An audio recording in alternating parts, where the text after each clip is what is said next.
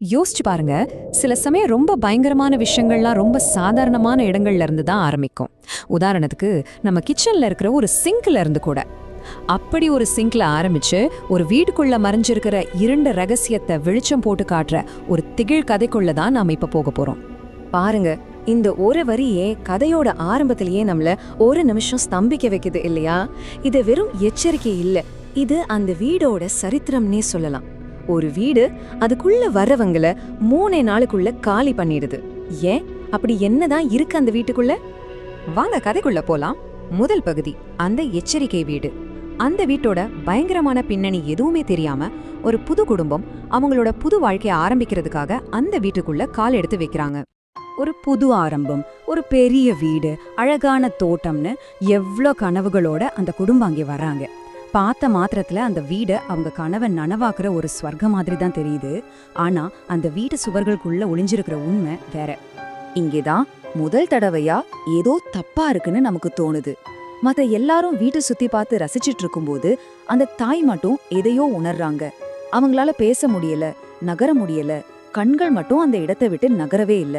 அந்த வீட்ல இருக்கிற ஏதோ ஒண்ணு அவங்கள ஈர்க்குது. சரி, இப்போ 2வது பகுதிக்கு வந்தாச்சு. சிங்க்ல இருந்த அந்த உருவம் வீட்ல நடக்க போற முதல் பயங்கரமான சந்திப்பு. அதுவும் எங்கன்னு பாத்தீங்கன்னா கிச்சன்ல. ஒரு சாதாரண பிரச்சனை தாங்க, சிங்க் அடைச்சிக்கிச்சு. இத சரி பண்ணிரலான்னு தான் அந்த கணவர் நினைக்கிறாரு. இதுவும் நம்ம அன்றாட வாழ்க்கையில நடக்கிற ஒரு விஷயம் மாதிரி தான் தோணுது. ஆனா இந்த சிங்கோட ஆழத்துல தான் அந்த வீடோட மொத்த பயங்கரமும் ஒளிஞ்சிருக்கு. அந்த கலங்கலான அழுக்கு தண்ணிக்குள்ள கைய விடும்போது நமக்கே ஒரு மாதிரி பதட்டமா இருக்குல்ல. உள்ள என்ன இருக்குன்னே தெரியாத ஒரு இருட்டுக்குள்ள கைய விடுற மாதிரி தான் அது. ஒரு சின்ன அடைப்பா தான் இருக்கும்னு அவர் நினைக்கிறாரு. இந்த ஸ்லைட்ல இருக்கிற கேள்விதான் கதையோட டேர்னிங் பாயிண்ட். திடீர்னு உள்ள இருந்து ஏதோ ஒண்ணு அவரோட கைய கெட்டியா பிடிக்குது. அது வெறும் குப்பையோ அடைப்போ இல்ல, அதுல உயிர் இருக்கு. அந்த ஒரு செகண்ட்ல இது சாதாரண வீடு இல்லைன்னு அவருக்கு புரிஞ்சிடுது. கஷ்டப்பட்டு கைய வெளியே இழுத்தா அவர் விரல்ல சுத்திட்டு இருக்கிறது வெறும் முடி. ஆனா சும்மா இல்ல, அடர்த்தியான நீளமான கருகருன்னு முடி. ஒரு சிங்க் அடைப்புக்கு இது ஒரு அருவருப்பான விஷயம்தான். ஆனா இந்த அளவுக்கு முடியா?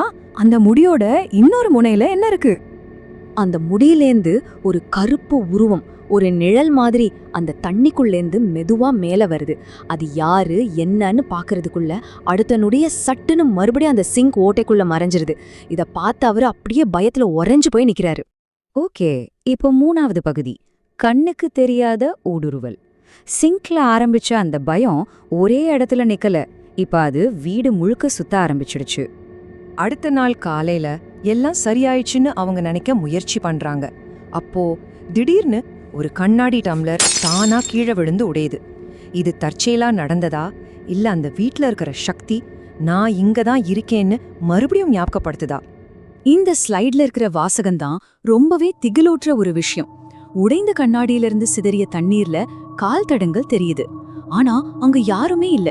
அந்த தடங்கள் மெதுவா நகர்வதையும் அவங்க பாக்குறாங்க. இதுதான் இங்க முக்கியமான கேள்வி இல்லையா? கால் தடம் இருக்கு, ஆனா அந்த காலை வச்ச ஆளு எங்க?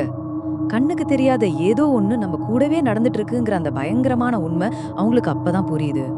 தைரியத்தை வரவழைச்சுக்கிட்டு ஜெனி அந்த ஈரமான கால் தடங்களை ஃபாலோ பண்ணி மாடிக்கு போறா. அப்போ ஒரு கருப்பு பூனை பயத்துல கத்திக்கிட்டே அவளை தாண்டி ஓடுது. விலங்குகளுக்கு அமானுஷ்ய சக்திகளை உணர முடியும்னு சொல்வாங்க. அந்த பூனை எதையோ கண்டுதான் பயந்து ஓடுது. அந்த பூனை மாடிப்படியில நின்னு அடுத்த செகண்ட் இருட்டுக்குள்ள இருந்து ஒரு கை மட்டும் வெளியே வந்து அந்த பூனைய இறக்கமே இல்லாம பிடிச்சு உள்ள இழுத்துக்குது. அது மனுஷ கை மாதிரியே இல்ல. அப்பதான் தெரியுது அந்த வீட்ல இருக்கிறது வெறும் ஆவி இல்ல, அது ரொம்பவே வன்முறையானது. அடுத்த பகுதிக்கு போலாம். 4வது பகுதி, பூட்டிய அறை. இப்போ அந்த கண்ணுக்கு தெரியாத சக்தி வேட்டையாட ஆரம்பிக்குது. அதோட முதல் பொறி ஒரு பூட்டின ரூம். பயத்தோடையே அந்த பூனை போன இருட்டு ரூம்குள்ள எட்டி பாக்குறா ஜென்னி. அவ குரல்ல இருக்கிற நடுக்கமே அவளோட பயத்தை நல்லா காட்டுது. யாரங்க கேக்குறா. ஆனா பதில் வராதுன்னு அவளுக்குமே தெரியும். அவ உள்ள போன அடுத்த செகண்ட் கதவு அவளுக்கு பின்னால டமார் நடிச்சு சாத்திக்குது. பூட்டு விழுகிற கிளிக் சத்தம் கேக்குது. அவ்வளவுதான். இப்ப அவ அந்த இருட்டு ரூம்குள்ள அந்த பயங்கரமான சக்தியோட தனியா மாட்டிட்டா. சரி, இப்போ கதையோட கடைசி பகுதிக்கு வந்துட்டோம். இறுதி திருப்பம். கதையோட உச்ச கட்டம் இதுதான். உண்மையான பயங்கரம் இனிமேதான் வெளிப்பட போகுது. மேத்யூ வீட்டுக்குள்ள வரும்போது வீடு மொத்தமும் கலைஞ்சு போயிருக்கு. அவன் பதறி போய் மேல ஓடி போய் அந்த ரூம் கதவை திறக்கறான். உள்ள ஜெனி கட்டில்ல உட்காந்து பயத்துல நடுங்கிட்டு இருக்கா. அவளால பேசக்கூட முடியல. சரியா அந்த நேரத்துல ஜென்னி பக்கத்துல இருந்து ஒரு சின்ன பையன் திடீர்னு தோன்றி பயங்கரமா கத்துறான். மேத்யூக்கு ஒண்ணுமே புரியல. யார் இந்த பையன்? இவன் எப்படி இங்க வந்தான்? ஜென்னியே இவ்ளோ பயப்படுறா?